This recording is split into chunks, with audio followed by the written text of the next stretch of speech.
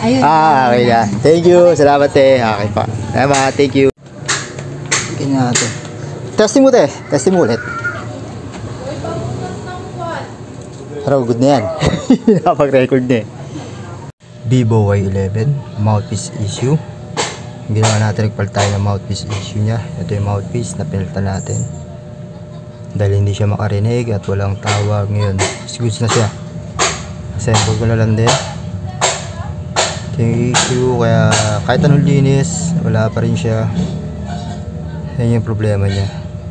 Yung mouthpiece. Hindi rin siya makatawag, hindi siya marinig ng kausap niya. Ngayon okay na, goods na. Assemble na siya. Yung ginawa natin, pag na tayo, hindi na tayo nag-ano, dahil sure naman sira naman talaga yung mouthpiece. Pinalitan na natin kagad.